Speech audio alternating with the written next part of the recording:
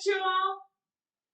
बच्चों, अपनी पिछली कक्षा में हमने मेधा पाठ्य पुस्तक में निहित डॉक्टर जगदीश गुप्त जी द्वारा रचित कविता सच हम नहीं सच तुम नहीं को पढ़ना प्रारंभ किया था।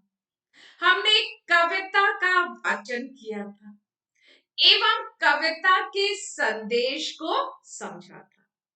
साथ ही साथ हमने कविता के कुछ अंश को पूर्णता स्पष्टता से उसके भावार्थ को समझा था। प्रस्तुत कविता में डॉक्टर जगदीश गुप्त जी ने यह माना है कि जीवन का सत्य ही संघर्ष करना है। वे कहते हैं कि जिनके जीवन में संघर्ष नहीं होता है, जिन्होंने जीवन में कभी संघर्ष नहीं किया, वह क्या जिए। जो व्यक्ति मुसीबतों के सामने, जो व्यक्ति जीवन में आने वाली कठिनाइयों के सामने हार मानकर बैठ जाता है, वह व्यक्ति मृतक के समान हो जाता है। उस व्यक्ति के जीवन का कोई उद्देश्य, कोई अर्थ नहीं रह जाता है। कवि कहते हैं कि जब व्यक्ति मार्ग में आने वाली, अपने जीवन में आने वाली समस्याओं का डटकर सामना करता है, तब वही व्यक्ति जीवन के लक्ष्य को प्राप्त कर सकता है। वह व्यक्ति जीवन में सुख और समृद्धि को प्राप्त कर सकता है। जो व्यक्ति जीवन की कठिनाइयों से डरकर बैठ जाता है, उस व्यक्ति का जीवन डाली से गिरे हुए फूल के समान होता है। जिस प्रकार से डाली से यदि फूल गिर जाता है तो वह सूख जाता है, उसी प्रकार यदि व्यक्ति अपने जीवन के में आने वाली समस्याओं के सामने झुक जाता है, तो उसका जीवन भी मृतक के समान हो जाता है। जीवन में कैसी भी परिस्थितियां हो, व्यक्ति को उनका सामना करना चाहिए और निरंतर संघर्षरत रहना चाहिए। जब व्यक्ति के जीवन में स्थिरता आ जाएगी, अचेतनता आ जाएगी, तब वह उस व्यक्ति का जीवन निरर्थक हो जाता है। हमने कविता के कुछ अंश को पढ़ा था। आज हम कविता के शेष भाग को पढ़ेंगे एवं कविता के प्रश्नोत्तर की भी चर्चा करेंगे। बच्चों, हमने इस कविता के इन दो अंशों को पढ़ा था, एक बार देख लीजिए। कवि कहते हैं कि जीवन में निरंतर संघर्षरत रहना ही जीवन है। जिस प्रकार से डाली से फूल यदि गिर जाता है तो सूख जाता है, उसी प्रकार से जो व्यक्ति संघर्ष के सामने नत हो जाता है, झुक जाता है, वह व्यक्ति मृतक के समान हो जाता है। जो व्यक्ति हार को देखकर झुका नहीं, जिसने मरण को भी जीत लिया है, उस व्यक्ति का जीवन ही जीवन का सत्य है। कवि कह रहा है कि ऐसा काम करो जिससे कि प्राणों में कहीं जड़ता न रहे, अचेतनता न रह जाए। जैसी भी परिस्थिति हो, चाहे कांटे हो या कलियां हो, बस इतना हो कि व्यक्ति टूटे नहीं, यही यौवन का संदेश है। बच्चों, हमने यहाँ तक अपनी कविता के मूल भाव को समझा था और इस कविता के इतने अंश को पढ़ा था। अब हम कविता के शेष भाग को पढ़ते हैं। हमने रचा आओ हमें अब तोड़ दे इस प्यार को, यह क्या मिलन मिलना वही जो मोड़ दे मझधार को। कवि कहते हैं कि हमने ही रचा है इस प्यार को, यह जो जीवन से हमने प्यार किया है, इसे हमने ही बनाया है। यह क्या मिलन मिलना वही जो मोड़ दे मझधार को। यह क्या मिलना हुआ जो कि मझधार जीवन में जब मझधार आता है, नदी में जब मझधार आता है तो नाविक कुशलता से उसे आगे निकल जाता है, अपने नाव को संघर्ष करते हुए आगे निकलता है। और जब व्यक्ति को अपने जीवन से प्यार हो जाता है, वह संघर्ष नहीं करना चाहता है, वह जीवन में आने वाली मझधार को देखकर मुड़ जाता है, तो उसका जीवन व्यर्थ हो जाता है। जो सात कूलों के चले, किनारों के साथ चले, जो ढाल पाते ही ढले, है जिंदगी क्या जिंदगी जो सिर्फ पानी सी बहे, हम नहीं सच तुम नहीं। जो व्यक्ति किनारों के साथ चलता है, जो व्यक्ति ढाल को पाते ही ढल जाता है, गिर जाता है, और जो व्यक्ति वह जिंदगी, उस व्यक्ति की जिंदगी ही क्या जिंदगी है जो सिर्फ पानी सी बहे, जो निरंतर सिर्फ बहता रहे, उसमें कहीं भी मार्ग में कोई रुकावट ना आए, मार्ग में आने वाली कठिनाइयों को देखकर वह मार्ग बदल कर आगे बढ़ जाए, वह जिंदगी कोई जिंदगी नहीं हो सकती है। सच हम नहीं सच तुम नहीं।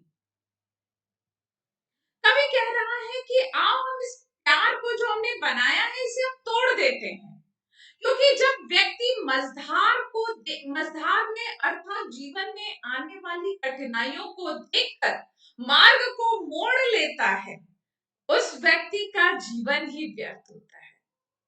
जो व्यक्ति किनारों के साथ सिर्फ चलता रहता है और जो व्यक्ति ढाल पाते ही ढल जाता है, वह जिंदगी व्यर्थ है, जो सिर्फ पानी के तरह बहता रहता है, जो सिर्फ बहता रहता है, आगे बढ़ता रहता है, वह जिंदगी व्यर्थ है। आगे देख लेते हैं। अपने हृदय का सत्य अपने आप हमको खोजना, अपने नयन का नीर अपने आप हमको पोछना। कवि कह रहा है कि अपने हृदय का सत्य, अपने हृदय में जो हमारा सत्य है, जो हम ये चाहते हैं कि हाँ जीवन के संघर्ष का सामना करते हुए आगे बढ़ना, तो अपने मन का जो सत्य है उसे हमें ही खोजना होगा। अपने नयन का नीर अपने आप हमको पोंछना, अपने आंखों से बहने वाले समस्याओं को देखकर आंखों से बहने वाले जो आंसू है उसे हमें अपने आप हमको पोंछना चाहिए, क्योंकि असहाय जो होता है उसका कोई सहारा नहीं होता है। आकाश सुख देगा नहीं, धरती पसीजी है कहीं, एक राही को भटक कर ही दिशा मिलती रही। आकाश हमें सुख नहीं देगा और ना धरती कभी पसीजेगी। हर एक राही जो मार्ग में चलता है उसे भटक कर ही सही दिशा मिलती है। उसी प्रकार से जब व्यक्ति के जीवन में कठिनाइयां आती हैं, मुसीबतें आती हैं और व्यक्ति उनका डट कर सामना करता है और अपने जीवन के मार्ग में आने वाली कठिनाइयों से भयभीत नहीं होता है, वही व्यक्ति अपने जीवन के सत्य को प्राप्त कर सकता है। जीवन में सुख को प्राप्त करने के लिए स्वयं ही मेहनत करनी पड़ती है। कवि कह रहा है कि अपने हृदय का सत्य हमें अपने आप खोजना होगा और अपने आंखों के आंसू को हमें अपने आप पोंछने होंगे, क्योंकि जो असहाय होता है, जो निर्बल होता है, जो समस्याओं को देखकर पीछे हट जाता है, उसका कोई भी साथी नहीं होता है। तो अपने जीवन में आने वाली समस्याओं का सामना हमें स्वयं करना होगा।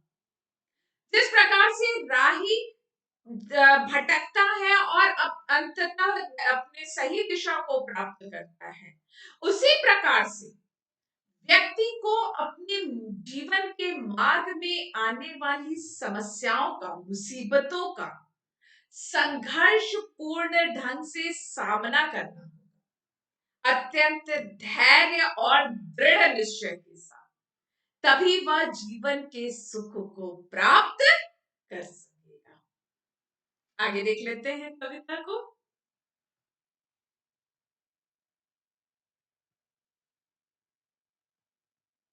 कवि कह रहा है, बेकार है मुस्कान से ढकना हृदय की खिन्नता।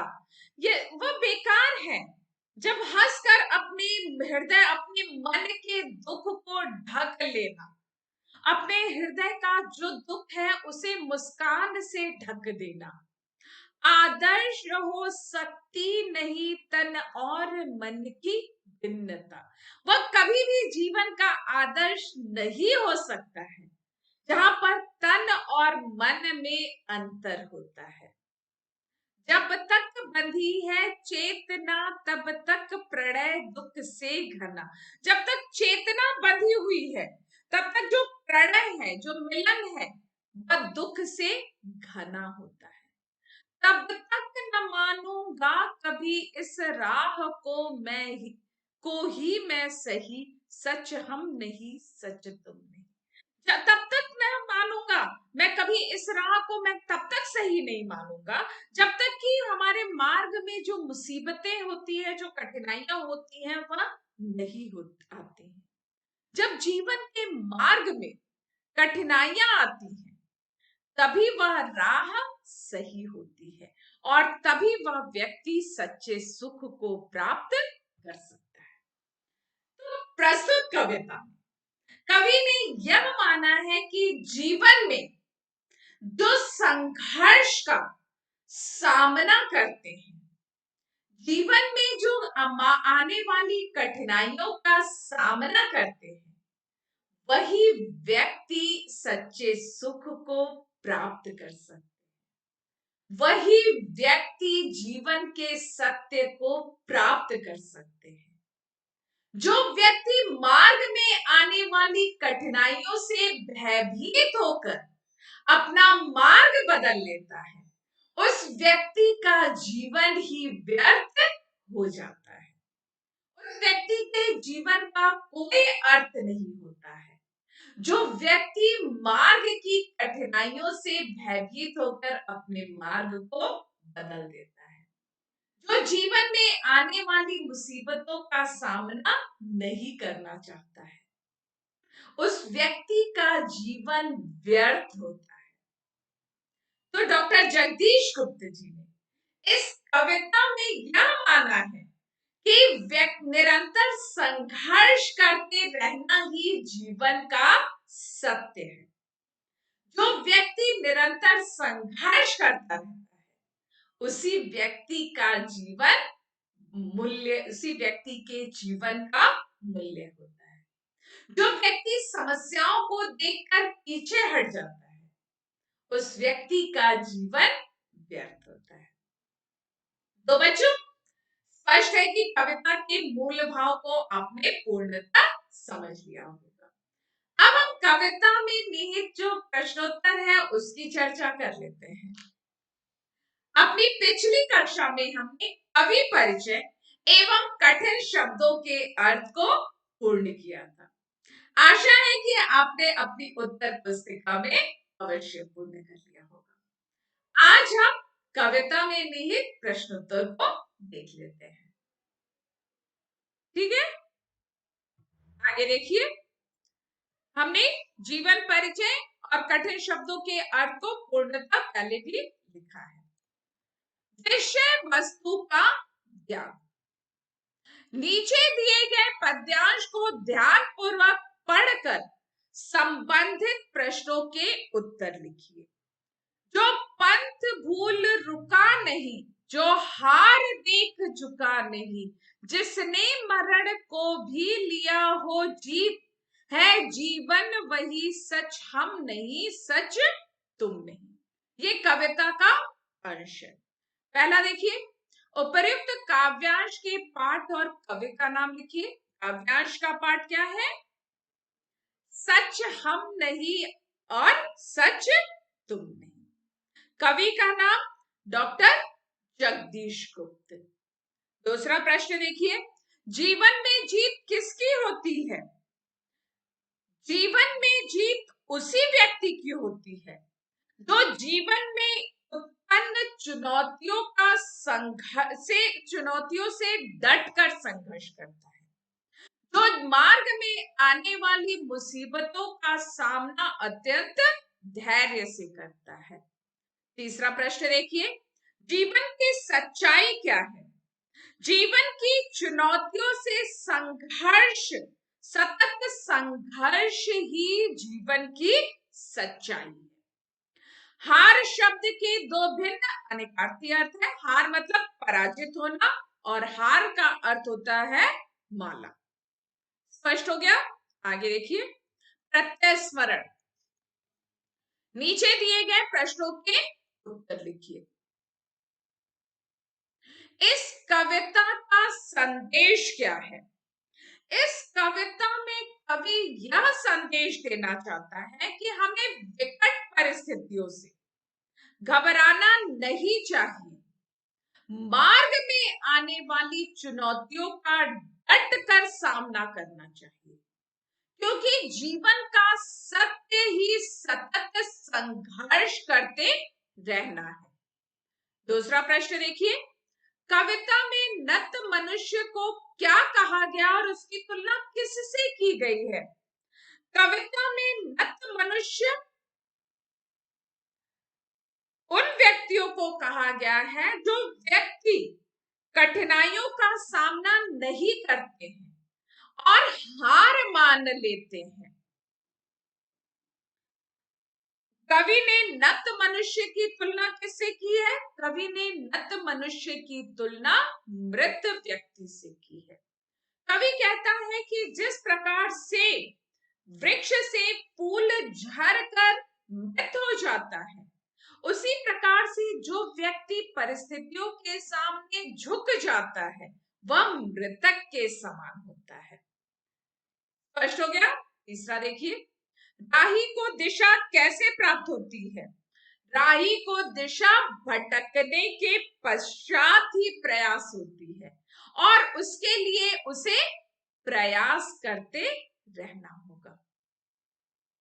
भावार्थ लिखना है, अपने हृदय का सत्य अपने आप हमको खोजना, अपने नयन का नीर अपने आप हमको पोंछना। कवि कहते हैं कि जीवन में सफलता प्राप्त करने के लिए स्वयं ही परिश्रम करना पड़ता है। अपने हृदय की सच्चाई कोई दूसरा व्यक्ति नहीं जान सकता है, बल्कि उसे स्वयं ही जानना पड़ता है। अगर आपको कोई दुख है और आपकी आंखों से पानी आ रहा है, आपकी आंखों से अश्रु बह रहे हैं, तो उसे अपने आप ही पोंछना पड़ता है, क्योंकि कोई भी असहाय का जो निराश होता है, जो असहाय होता है, उसका कोई भी सहारा नहीं होता है। स्पष्ट हो गया? कविता का जो अंश आपको प्रेरणाप्रद लगा हो उसे सुंदर अक्षरों में लिखिए, या आप अपने अभिरुचि के अनुसार जो आपको अच्छा लगे उसे आप लिख सकते हैं। शब्द सामर्थ्य, ठीक है। निम्नलिखित शब्दों के दो दो पर्यायवाची शब्द लिखिए। नयन, नेत्र और अक्षी, चक्षु, नीर, पानी, जल, आकाश, व्योम, नभ, धरती, धरा, पृथ्वी, कुसुम, पुष्प, सुमन। ठीक है, स्पष्ट हो गया बच्चों? बहुवचन देखिए, बहुवचन बनाते समय मैंने आपको बताया था कि अनुस्वार और अनुनासिक शब्दों का प्रयोग होता है। कली, कलियां, परिस्थिति, परिस्थितियां, दिशा, दिशाएं, काटा, काटे, इंसान, इंसानों। ठीक है, बहुवचन हो गया। आगे देख लेते हैं। विलोम शब्द जड़, चेतन, दुख, सुख, मरण, जीवन, सत्य, असत्य, हार, जीत, प्यार, घृणा। ठीक है, तो तुक वाले शब्द कविता में से ढूंढकर लिखना है। रुका, झुका, मिले, खिले, जड़ता, लड़ता, खिन्नता, भिन्नता, वही, यही, चले, ढले, खोजना, पोछना, चेतना, घना। ठीक है बच्चों, शब्द सामर्थ्य स्पष्ट हो गया है। अब हम आगे वाक्य विचार को देख लेते हैं। वाक्य विचार में आपको कारक चिन्ह बताने हैं। ठीक है, जो वृत्त से झरकर कुसुम से, आपादान कारक, जिसने मरण को, कर्म कारक, ऐसा करो ना प्राण में, अधिकरण कारक, जो सात फूलों के, संबंध कारक, बेकार है मुस्कान से ढकना हृदय की खिन्नता की, संबंध कारक। ये आपके कारक का निर्देशा निर्देश है। कारक शब्दों के विषय में आपको लिखना है। तो बच्चों, प्रस्तुत कविता में डॉक्टर जगदीश गुप्त जी ने यह माना है कि जीवन में निरंतर संघर्ष करते रहना ही जीवन का, में सतत संघर्ष करना ही जीवन का सत्य है। जो व्यक्ति मार्ग में आने वाली मुसीबतों को देखकर भयभीत होकर पीछे हट जाता है, उस व्यक्ति का जीवन व्यर्थ होता है। उस व्यक्ति का जीवन का कोई उद्देश्य नहीं होता है। वह व्यक्ति मृतक के समान होता है। जब व्यक्ति मार्ग में आने वाली कठिनाइयों का डटकर सामना करता है और तब वह जीवन के सुख को प्राप्त कर सकता है।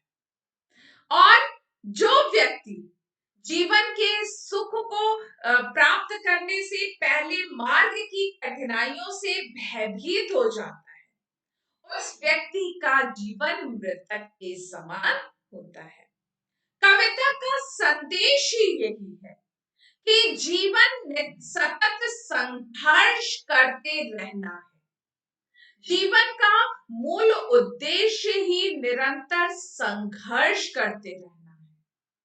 जो व्यक्ति मार्ग की कठिनाइयों से भयभीत हो जाता है, मार्ग की चुनौतियों से भयभीत हो जाता है, उस व्यक्ति का जीवन व्यर्थ होता है।